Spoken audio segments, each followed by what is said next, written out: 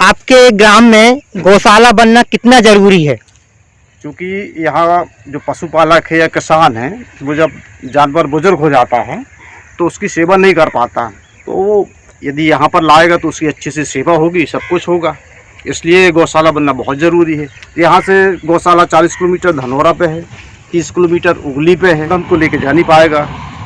इसलिए यहाँ बन जाए तो ये काफ़ी बड़ा एरिया अब इसको कवर हो जाएगा, और आदमी जो आवारा घूमते हुए जानवर हैं उनको भी यहाँ लाके हम उनकी अच्छी से सेवा कर सकते हैं। आपके ग्राम में गौशाला बनना स्वीकृत पास हो गई थी, फिर अचानक क्यों बंद हो गया? इसकी जानकारी आपको किस प्रकार में लगी?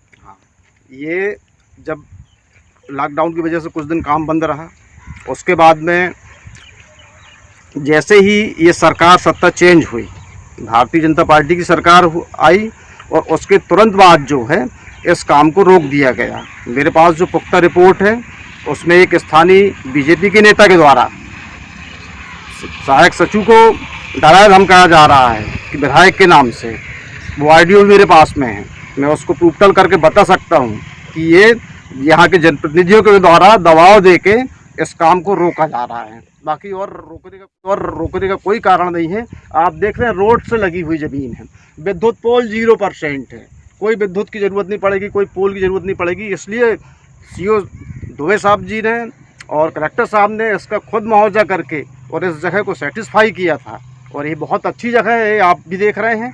इसलिए गौशाला यहीं बनना चाहिए। अच्छा, ये तो गवर्नमेंट जगह है ना? जी हाँ, शासकीय जमीन। इसमें तो किसी का हस्तक्षेप नहीं होना चाहिए। ये तो मत परिवर्तन भी हो गया इसमें, ये चरनोई थी, चारा गाय था।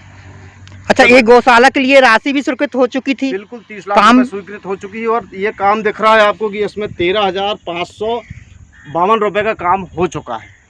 अच्छा, इसके बाद ये ग्राम पंचायत के द्वारा इस काम को रोका गया? ग्राम पंचायत के द्वारा रोका गया, लेकिन सचिव और इन लोगों को बड़े अधिकारियों के द्वारा दिशा निर्देश मिले हैं, मौखिक रूप से मिले हैं, और यदि बड़े अधिकारी इतने जवाबदार थे तो उनको फिर से आके बोलना था कि भैया काम क्यों रोका है। TS CS सब कुछ जारी हो गई है, पूरी की पूरी फाइल है।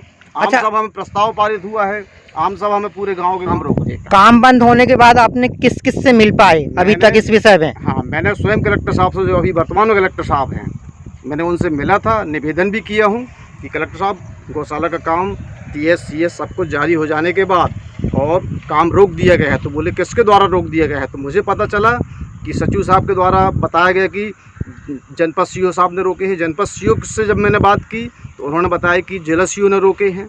ये फ़ोन पे है।